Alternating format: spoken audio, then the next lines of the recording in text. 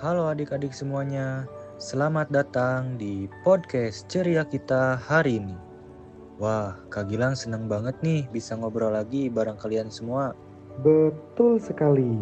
Dan seperti biasa, kita mau belajar sambil santai, sambil senyum-senyum, dan mungkin sambil nahan ketawa sedikit ya. Tapi ingat, jangan sambil lompat-lompat dulu. Nanti capek sebelum belajar. Nah, hari ini kita mau ngomongin materi PJOK kelas 4. Tepatnya tentang gerakan berpindah tempat. Tenang, kita cuma ngobrol doang kok. Gak perlu gerak dulu. Yang penting kalian paham apa itu gerakan berpindah tempat. Oke, kita mulai ya. Adik-adik, gerak berpindah tempat itu apa sih? Gerak berpindah tempat itu adalah gerakan tubuh yang membuat posisi kita berubah dari satu tempat ke tempat lain. Betul, contohnya banyak banget. Misalnya, berjalan. Itu gerak berpindah tempat paling sederhana. Kalau kalian jalan dari ruang tamu ke dapur, itu namanya berpindah tempat. Kecuali kalau kalian cuma jalan di tempat. Itu sih namanya belum pindah-pindah, cuma gaya aja.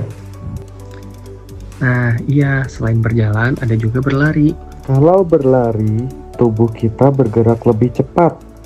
Tapi hati-hati ya, jangan lari-lari di ruang kelas, nanti bukan pindah tempat, tapi pindah ke ruang guru.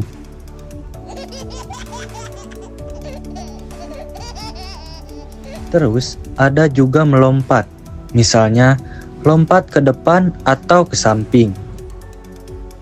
Dan ada lagi, yaitu merangkak dan menggelinding. Tapi menggelindingnya bola ya, bukan anaknya. Kalau anaknya menggelinding, itu perlu dibahas lebih dalam. Mungkin karena kebanyakan tertawa sampai guling-guling. Intinya, semua gerakan yang bikin kalian pindah lokasi itu termasuk gerakan berpindah tempat. Nah, dalam kurikulum Merdeka, kita belajar memahami fungsi gerakan ini supaya tubuh lebih sehat dan kuat. Misalnya, berjalan melatih keseimbangan, lari memperkuat jantung, dan melompat meningkatkan kelincahan. Dari semua ini berguna di kehidupan sehari-hari. Dari main kejar-kejaran sampai naik tangga ke kelas. Makanya, gerakan berpindah tempat itu penting.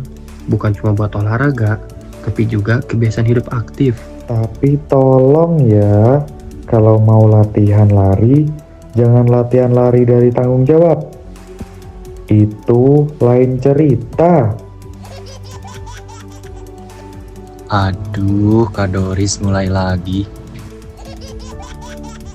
Tenang adik-adik semua, lari dari tanggung jawab gak termasuk kurikulum PJOK kok. Kak, apa berjalan cepat termasuk gerak berpindah tempat? Ya, Pertanyaan kedua. Kalau hop-hop kayak kelinci termasuk melompat. Pertanyaan ketiga. Kalau geser-geser kayak kepiting, itu namanya gerak menyamping dan juga gerak berpindah tempat.